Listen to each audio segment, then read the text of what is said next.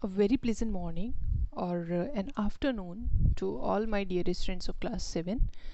In this video, we are going to start with a new chapter as we have completed the simple equations, and that was something that is called as an algebra. Okay, that was an algebraic portion. Algebra is a branch of mathematics that I have told you earlier also, which deals with the numbers, expressions, their mathematical operations on the numbers. That was algebra. Okay, today that we are going to start with a new chapter that is basically from the geometry section. You can say that it is a geometry section. Geometry is another branch of mathematics. Okay, so we have to now understand the geometry section that will be discussed under this chapter number 5, that is your lines and angles. Okay, so lines and angles, as you know that you have learned the chapter has started with the introduction, which contains the basic terms which you have learned in the previous classes also. You have learned what is line, what is line segment, what is a ray, what is an angle, and also this geometry section is basically the part that is much you can see, much is visible to you in your daily life. Like you have a table in your classroom, you have a table, so the table has four sides, and the four sides that is basically that the side of the table can be considered as a line segment. Okay, it is a line segment, it is ended, it is, these are four line segment table के आप consider कर सकते हैं, that four sides. Okay, so the geometry portion that you can see anywhere when, like if you have a book, okay, and you have this book and you just open this book as this. Okay, and you see this as this portion you are seeing, the portion that I want to make you see, that this you can see here, this line, this is a line.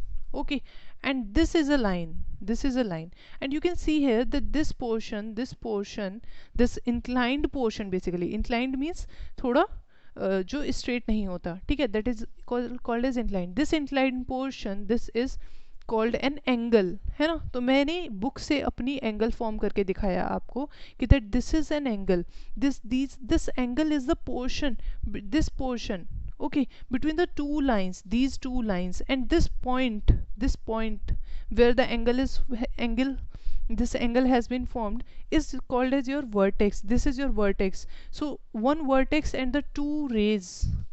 Okay, because this is, here is the end point and here is extended point, here is end point, here is extended point of these two lines. So this one vertex and these two rays are forming an angle. So this is an angle. So likewise you can find all other terms also in your daily life. So that is your basically geometry, like you have shown in your NCERT book. If you will do the self study, you will came to know.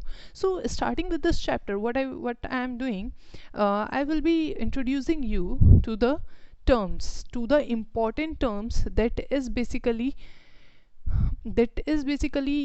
discussed, will be discussed again and again whenever you will learn geometry, whenever you will deal with lines and angles. These terms will come before you again and again.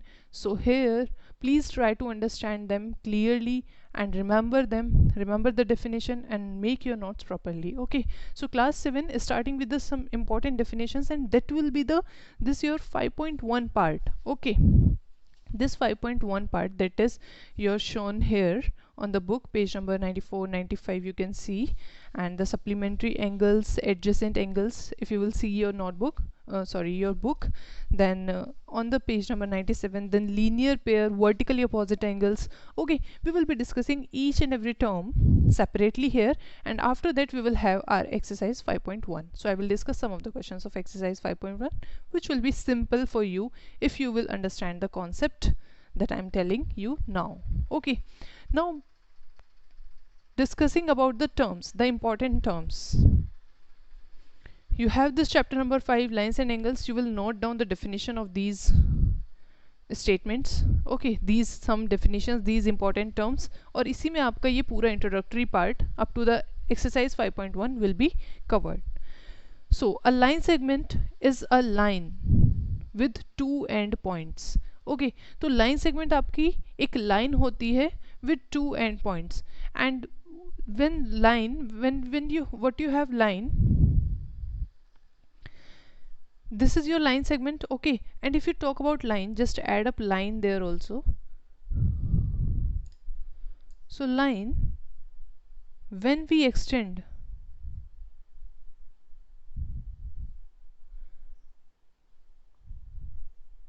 a line segment on both sides, ठीक है, जब आप एक line segment को extend करते हैं both sides पे, तो आपका लाइन फॉर्म होता है। लाइक यू कैन सी, यहाँ पर आप डेफिनेशन देख रहे हैं, ठीक है। मैं यहाँ पर आपको लाइन का एक फिगर जो आप नोट फिगर ड्रॉ कर सकते हैं, ठीक है।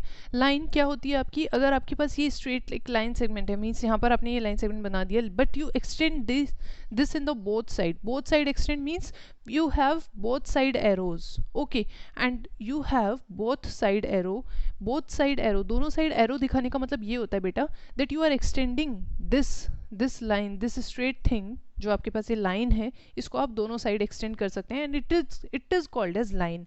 और इसको अगर आपको नेम करना होता है तो you will just put a point here A and put a point here B and you will say it a line A B. और आप इसका डिनोशन कैसे करते हैं, मीन्स आप इसको रिप्रेजेंट कैसे करते हैं, ए बी के ऊपर दोनों साइड एरो वाला लाइन बनाते हैं, ठीक है। So this is your line. Next is your line segment. Line segment is a line with two end points, जो यहाँ पर मैंने ये फिगर ड्रॉ की है।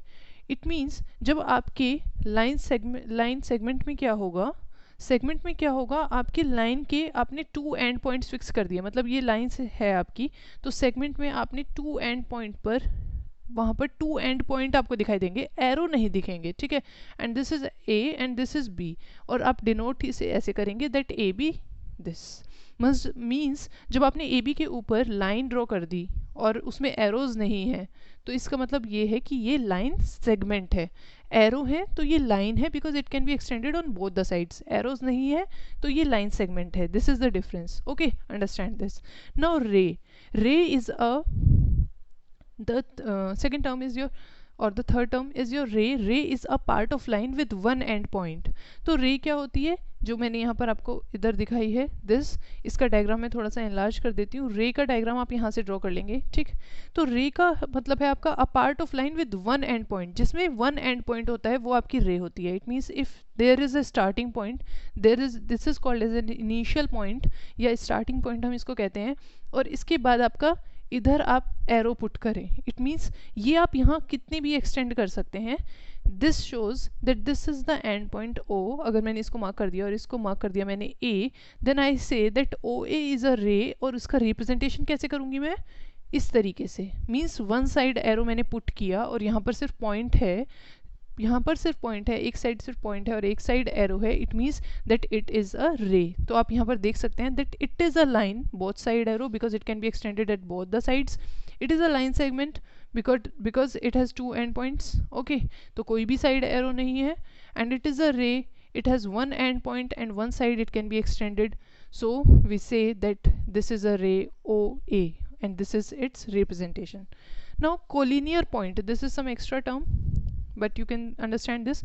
Collinear point means when three or more points lie on the same line are called as collinear point। means अगर मैंने एक लाइन ड्रॉ की ये, ठीक है, ए बी लाइन है, और अगर E कोई पॉइंट है, F कोई पॉइंट है, G कोई पॉइंट है, और वो सेम लाइन पर ही लाई कर रहे हैं, then this E F G are collinear points. आप इस फिगर को ड्रॉ करेंगे और ये लिखेंगे, ठीक है, डेफिनेशन लिखने के बाद क्लास 7।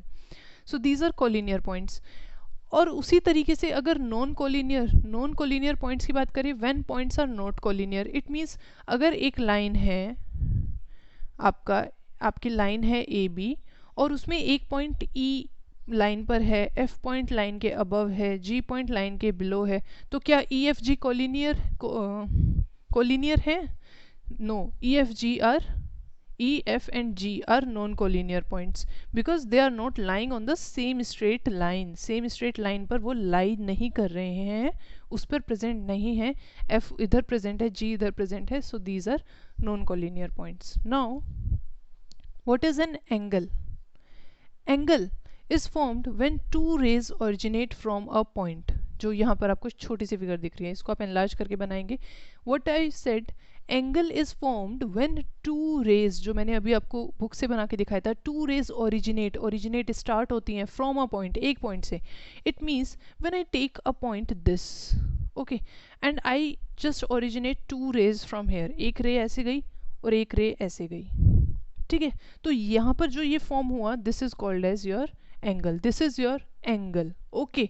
और इसके साथ आप दूसरी टर्म्स, एंगल ऐसे भी हो सकता है, ठीक है। जब आप बेस को सीधा बनाएंगे, अगर आपका ये पॉइंट है और इससे एक रे आपकी ये ओरिजिनेट हुई और दूसरी रे ये ओरिजिनेट हुई, तो आप ये आपका एंगल है, ठीक है ना। ये भी एंगल है और ये भी एंगल ही है। यहाँ पर आपका बेस आपने स्ट्रेट कर लिया, यहाँ पर बेस आपका थोड़ा इस तरीके से था, बट आप मेज़र इसको प्रोटेक्टर से फिर भी वैसे करेंगे, ठीक है। मेजरमेंट आप आगे आगे सीखेंगे, अभी आपको जानना है कि एंगल क्या है। तो एंगल की डेफिनेशन में लिखा है, is formed when two rays originate from a point. इस पॉइंट से टू रेज ओरिजिनेट हो गई। अब आप ध्यान दीजिए क्लास 7, एंगल की नेमिंग क्या होगी। This point is basically your called as ना वर्टेक्स, इसको आप वर्टेक्स बोलते हैं, ये ध्यान रखना है। ये आपकी रे है, एक रे ये है और ये भी आपकी रे है, ठीक है। इनको आप आर्म भी बोलते हैं, arm, okay, arm of the angle. This is second arm of the angle, the two arms, there are two arms of the angle, this is first arm, this is second arm, ठीक है। तो इनको आप arm भी बोलते हैं और रे भी बोल सकते हैं, ठीक है। तो आर्म बोलते हैं in the context of angle. This is your vertex, and when you name the angle, so here I will marking here in this figure, this is basically your vertex, this is your arm, and this is your arm, two arms, there are two arms in the angle, and this is a vertex, single vertex, okay. And this is your angle, okay, which you measure in degrees and with the help of protractor, you know, okay. Now when you are naming the angle, this vertex will be named as O, okay हमने इसको ओ name कर लिया, इस point को आप कुछ भी name कर सकते हैं, ऐसा ज़रूरी नहीं होता कि ओ ही होगा हमेशा, B C D E F कुछ भी कर सकते हैं। कैपिटल में हम इसको रिप्रेजेंट करते हैं, कैपिटल में नेमिंग करते हैं, ठीक है। और इस रे को, क्योंकि आपने रे जैसे यहाँ पर देखी थी ओ ए रे थी ना, तो मैंने यहाँ पर ए कंसिडर कर लिया इस वाली रे को, और इस वाली रे को ओ बी कंसिडर कर लिया, ठीक है। तो एंगल को आप कैसे लिखते हैं, एंगल का ये सिंबल होता है, दिस इज एंगल, और फिर लिखते हैं ये एंगल जो बन रहा है, जिस वर्टेक्स पर बन रहा है, वो वाला वर्टेक्स चीज़ आपका मिडल में आता है और आप इसको लिखते हैं A O B, angle A O B. मतलब ये फिगर आप ड्रॉ करेंगे, ठीक है, और उसके बाद लिखेंगे this is angle A O B. ये फिगर रिप्रेजेंट कर रही है एंगल ए ओ बी को, या और एंगल बी ओ ए, या आप बी ओ ए भी लिख सकते हैं, ठीक है। इट मीन्स जो आपका एंगल है ना, बेसिकली वो आपका मिडल वाला जो लेटर होता है उससे रिप्रेजेंट होता है। ए ओ बी लिखें या बी ओ ए रीड करें एंगल को, बोथ आर करेक्ट। लेकिन आप ये नहीं कह सकते कि ये एंगल जो है वो आपका ओ ए बी है। अगर किसी ने कहा कि this is angle O A B, तो ये इनकरेक्ट है, क्योंकि ए आपका एंगल नहीं है, ए पर एंगल फॉर्म नहीं हो रहा है, ठीक है। तो ये इनकरेक्ट होगा।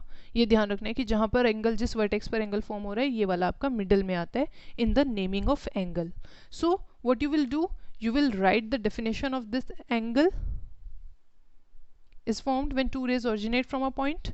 You will draw this figure, naming करेंगे that this is angle, this is vertex, this is arm, this is AOB, then it is angle AOB कहो या angle BOA कहो, लेकिन ये नहीं हो सकता, ये समझने के लिए आपका, ठीक है। उसके बाद आप ये लिखेंगे, so this is this class 7.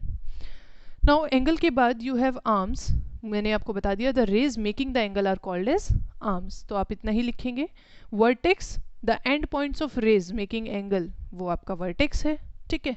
Now the next term comes is acute angle, which is important.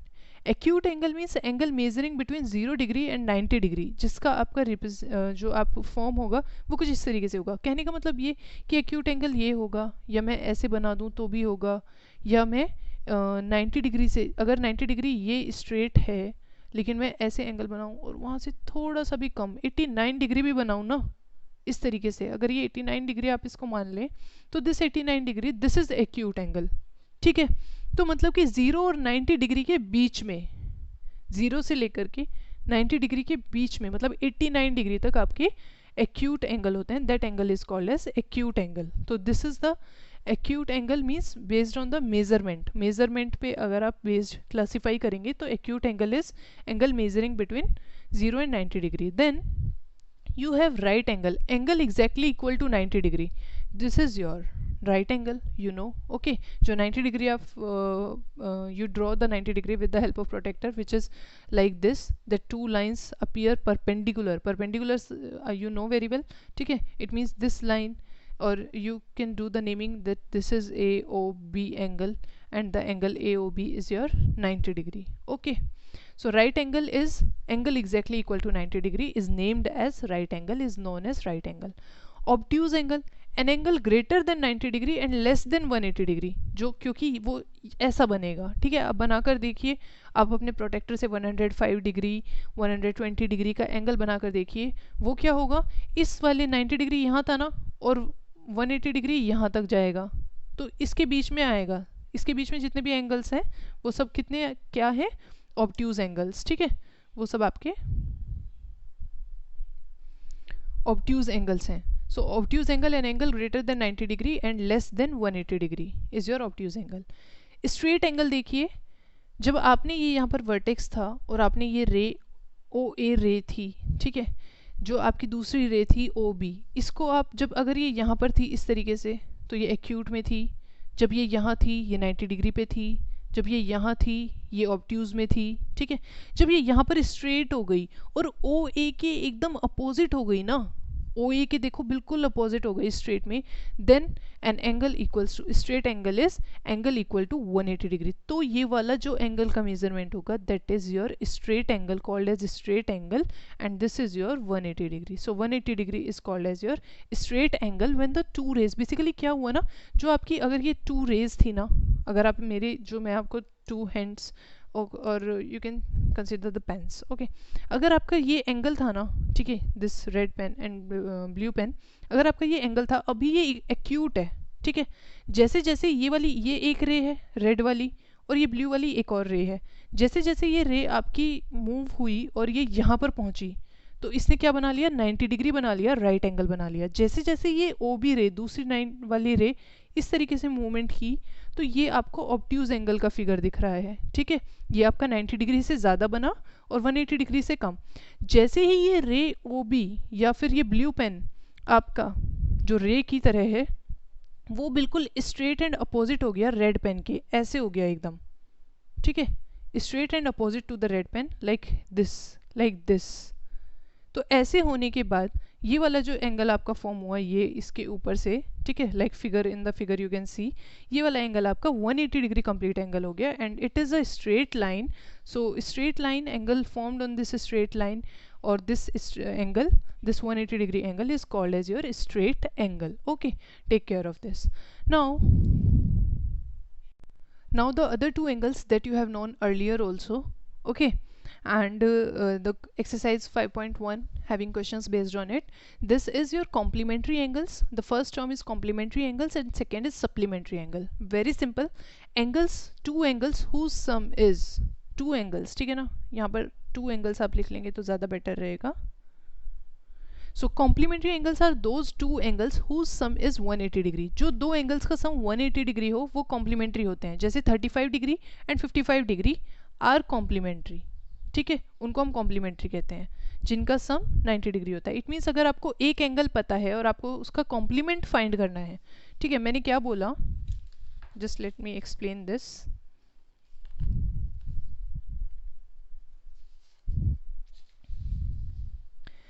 मैंने आपको बोला दैट कॉम्प्लीमेंट्री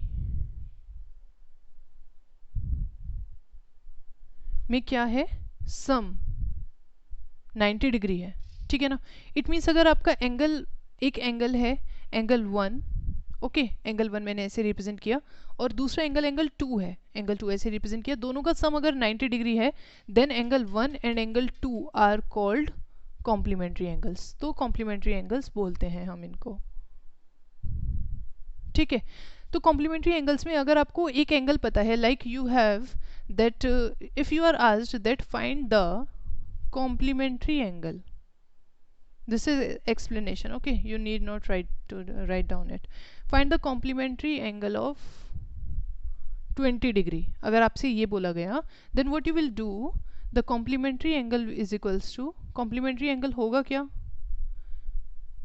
20 का किसके साथ, कितने के साथ सम हो कि 90 आ जाए, ऑब्वियसली है, आप माइंड से पता अपने क्विकली थिंक करके सोच सकते हैं, सोच के आपको you will get the answer that 70, 20 का कॉम्प्लीमेंट्री 70 होगा, लेकिन आपने निकाला कैसे है, the complementary of 20 degree is equals to 90 degree minus 20 degree, that is your 70 degree. It means जब आपको एक एंगल गिवन है और आपको कॉम्प्लीमेंट्री एंगल फाइंड करना है क्लास 7, तो आप 90 डिग्री में से सब्ट्रैक्ट कर देंगे. और क्यों सब्ट्रैक्ट कर रहे हैं, इस वजह से सब्ट्रैक्ट कर रहे हैं. बेसिकली ये भी तो एक इक्वेशन हो गई ना. इस इक्वेशन में आपको समझ लीजिए कि एंगल 1 पता था 20 डिग्री और एंगल 2 आपने x माना था, तो वो 90 डिग्री इज इक्वल्स टू फिर x is equals to 90 minus 20 degree. ये भी तो एक इक्वेशन हो गई ना, समझे. तो आपको जब एक एंगल पता है और उसका कॉम्प्लीमेंट्री फाइंड करना है, तो आप 90 में से सब्ट्रैक्ट कर देंगे. और क्यों सब्ट्रैक्ट कर रहे हैं, वो इसलिए सब्ट्रैक्ट कर रहे हैं, ये मैंने यहाँ पर आपको एक्सप्लेन कर दिया. आप इसको नोट डाउन नहीं करना है, समझना है, ठीक है.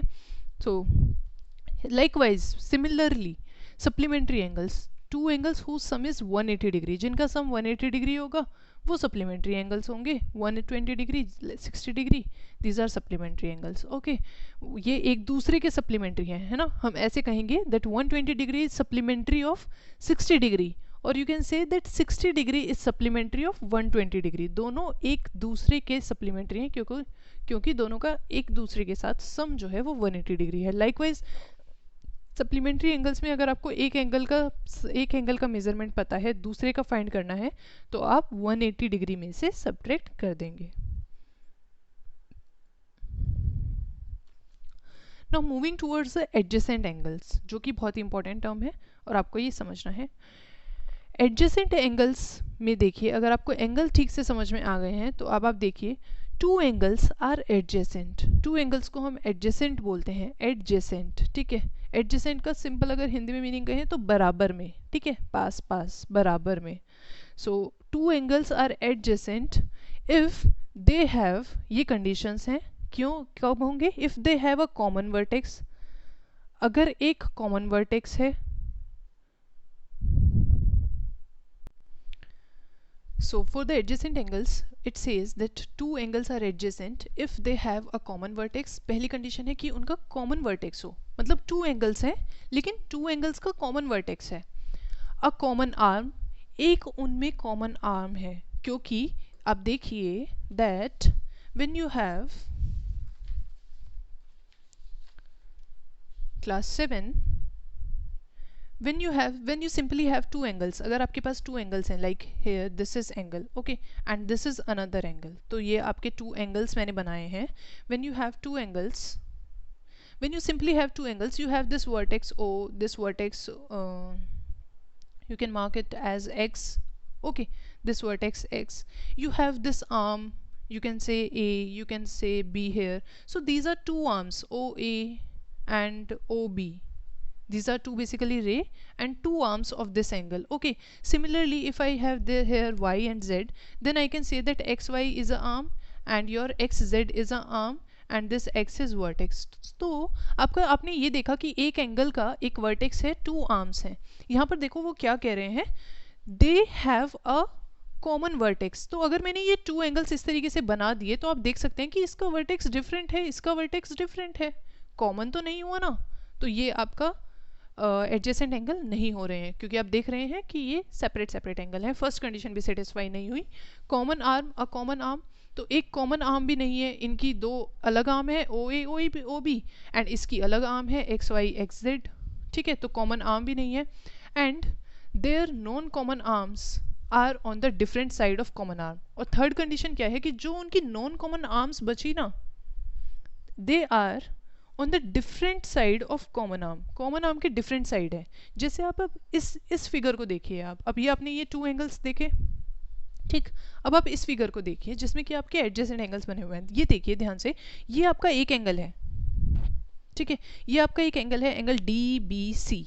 आप इसको कैसे नेम करेंगे, angle D B C. B आपका वर्टेक्स है, और एक एंगल ये है ए बी डी, है ना, ये एक एंगल है और ये एक एंगल है, और आप देखिए दोनों का एक कॉमन वर्टेक्स है। तो मेरी ये वाली कंडीशन सेटिस्फाई हो रही है कि कॉमन वर्टेक्स है, ए बी डी में, डी बी सी में, बी दोनों एंगल में कॉमन है और जो कि वर्टेक्स है। ठीक है ना, इस वर्टेक्स के साथ यहाँ पर कितनी रेज हैं, B A, B D, B C, 3 रे हैं। 2 एंगल हैं तो 4 रेज होनी चाहिए थी, जैसे यहाँ पर है 2 एंगल हैं तो 4 रेज है ना, 2 इसकी 2 इसकी, लेकिन यहाँ पर देखो कितनी रेज है, ए बी या फिर B A, B D, B C, 3 rays हैं। इट मीन्स आपकी एक रे जो है वो 3 रेज हैं, तो एक रे आपकी बी डी जो है, ये वाली रे इस एंगल में भी है, इस एंगल की भी है पार्ट, दोनों एंगल का पार्ट है ना ये बी डी, तो this B D is basically common, this is common. So आपकी कॉमन वर्टेक्स हो गया, कॉमन वर्टेक्स हो गया, अ कॉमन आर्म हो गई, एक कॉमन आर्म हो गई। ठीक है, 2 कंडीशन सेटिस्फाई हो गई। And their non common arms are on the different side of common arm. इस लाइन का मीनिंग बहुत ध्यान से समझना है क्लास 7 और हमेशा याद रखना है। आपका नॉन कॉमन आर्म्स कौन सी बची, ये वाली, this A B and this B C, these are non common, है ना, ये कॉमन नहीं है, ये इस एंगल की अपनी है, ये इस एंगल की अपनी है, ये नॉन कॉमन है। So are on the different side of common arm, और कॉमन आर्म के डिफरेंट साइड है, इट मीन्स बी डी के एक है ऊपर और एक है बी डी के नीचे। ठीक है, different side of common arm कहने का मतलब ये है। तो तीनों कंडीशन ऐसे सेटिस्फाई होंगी तब आप कहेंगे that angle A B D and angle D B C, this A B D जो मैंने आपको नेमिंग सिखा दी है क्लास 7, इसको आपको ध्यान रखना है। ये आपकी इस सेक्शन में, इस चैप्टर में बाद में आएगी, लेकिन मैंने आपको पहले ही नेमिंग सिखा दी है, तो आपको ये अंडरस्टैंड करनी है और ध्यान रखनी है। So you will have that angle A B D and angle D B C are adjacent angles, you will say okay. अगर कोई एंगल ऐसे, अगर आपका ये वाला एंगल ऐसे है, ठीक, you have X, this is Y, this is Z, this is O, ठीक है, ये आप एक रेफरेंस के लिए, ठीक है, एंड दे आर आस्किंग, तो ये आपका एक्स वाई जेड इस तरीके से 2 एंगल हो गए, एक एंगल हो गया आपका। अगर मैंने एक एंगल कंसीडर किया that angle Y O Z, ठीक है, और दूसरा एंगल कंसीडर किया एक्स ओ जेड, ओके, तो क्या ये वाई ओ जेड और एक्स ओ जेड आपका एडजेसेंट एंगल है, ठीक, क्या ये आपका एडजेसेंट एंगल है? तो अगर मुझे ये देखना है कि ये वाई ओ जेड और एक्स ओ जेड आपका एडजेसेंट एंगल है या नहीं, तो आप देखिए दैट ओ आपका कॉमन वर्टेक्स तो है, चलो, लेकिन कॉमन आर्म, एक कॉमन आर्म भी है आपके पास वाई जेड, इसकी भी है, ओ वाई जेड की, और एक्स ओ जेड की भी है, लेकिन जो नॉन कॉमन आर्म है ना, ओ वाई और ओ एक्स, वो इस कॉमन आर्म के सेम साइड है, अपोजिट साइड नहीं है, तो ये आपका एडजेसेंट एंगल नहीं होंगे, ये वाले एडजेसेंट एंगल्स नहीं होंगे। तो एडजेसेंट एंगल की कंडीशन को आपको समझना है, ओके।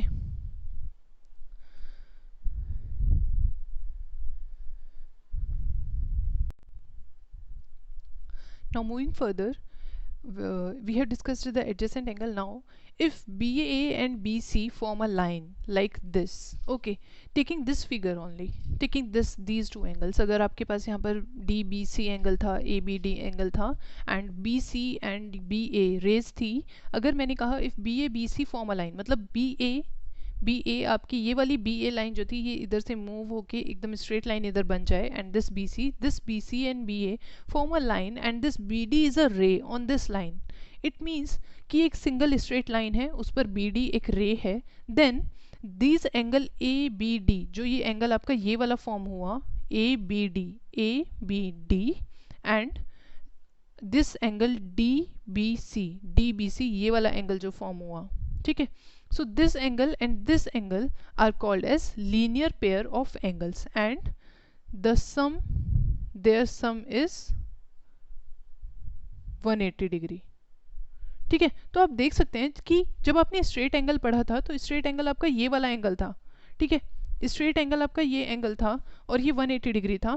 तो इसमें क्या हुआ ना, ये वाला एंगल जब आपका ये है तो ये वाला पोर्शन प्लस ये वाला पोर्शन, दोनों का सम आपका क्या हो रहा है 180 डिग्री, और ये पूरा का पूरा स्ट्रेट एंगल फॉर्म हो रहा है। लेकिन उसमें जो दो एंगल्स आपके लीनियर पेयर फॉर्म कर रहे हैं वो है angle A B D and angle D B C, and these two angles are called as linear pair of angle and the sum of linear pair angle is 180 degree. तो हम इसको questions में use करेंगे that these angles are linear pair, therefore their sum is 180 degree. This is the result. Now talking about the vertically opposite angle, the last term that is here is your vertically opposite angle. What it says, when two lines vertically opposite angles होंगे, ठीक है, वो एक दूसरे के opposite होंगे, when vertically opposite angles, when two lines intersects, then at the point of intersection we get two pairs of vertically opposite angle.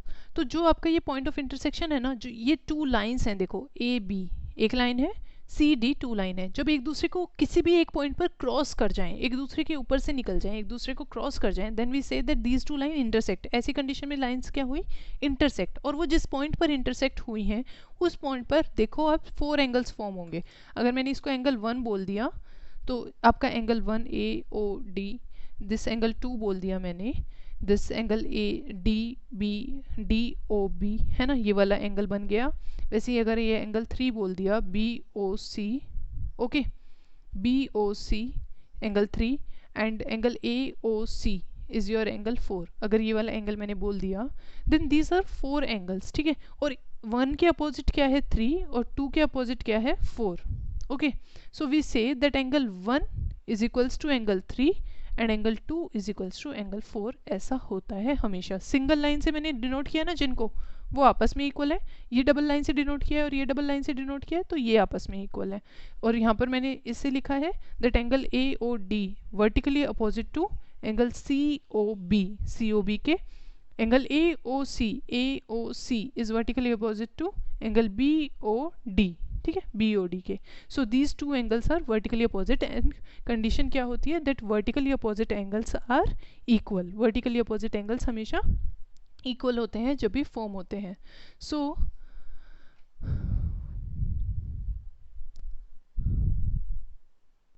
So class 7, your homework is basically you will solve this example 1 in your notebook, okay, and you will understand it by yourself. आप इसको समझेंगे, सिर्फ question लिखेंगे, solution नहीं देखेंगे, ठीक है। 5 pairs of adjacent angle figure draw करेंगे, उसमें से 5 पेयर्स ऑफ एडजेसेंट एंगल्स लिखेंगे, 3 लीनियर पेयर्स लिखेंगे, 3 लीनियर पेयर फॉर्म होंगे जहाँ पर आपकी स्ट्रेट लाइन होगी और आपकी एक रे होगी उस स्ट्रेट लाइन पर। जैसे कि आप ये देख सकते हैं कि अगर मैं इस वाली रे को ओ ए को आप इग्नोर करें और डी ओ सी को देखो, स्ट्रेट लाइन है, ओ ई आपकी रे है, तो angle E O C and angle E O D क्या बन गया, लीनियर पेयर। तो आपको इस तरीके से लिखना है, ठीक है। तो आप 3 linear pairs, 2 pairs of vertically opposite angles. Vertically opposite angles में देखिए अगर आप ओ ई को इग्नोर करेंगे तो आप देख सकते हैं सी O D A O B, ये दोनों आपकी ये दोनों लाइंस आपकी इंटरसेक्ट कर रही हैं और ये आपकी वर्टिकली अपोजिट, ये लाइंस इंटरसेक्ट कर रही हैं तो ये आपकी vertically opposite angles, 4 vertically opposite angles form करेंगी। तो आप वैसे ही लिखेंगे, means you have to visualise the figure and do this part, okay, you will understand this. अगर आपको समझ में नहीं आएगा या कुछ डाउट होगा तो मुझसे पूछेंगे, let me know in the group. Now doing the exercise 5.1, you can do the question number 1, find the complement of each of the following angle. Okay, you will draw the figure and then write that complement is equals to 90 minus 20 degree, 90 minus 63 degree, 90 minus 57 degree, ऐसे आप find करेंगे। Okay, so you can try this question, doing this question. Then question number 2 says that find the supplement of each of the angle. तो आप 180 degree से minus करके निकालेंगे सबका supplement. Question number 3 says identify which of the following pairs are complementary which are supplementary. तो आप दोनों pairs का सम करेंगे and then will say that it is supplementary और कॉम्प्लीमेंट्री, ठीक है। आप ट्राई करेंगे, डाउट होगा so I will post the solution for 1 or 2 part in the group, okay, you will check from there and other you will solve by yourself. So question number 1, 2 and 3 you will do, try yourself and complete the question number 1, 2 and 3 of exercise 5.1. Rest of the portion we will discuss in the next video, okay. This is all for this section, class 7. Do watch the complete video, understand the concepts and remember them and complete your work and stay happy and stay safe at home.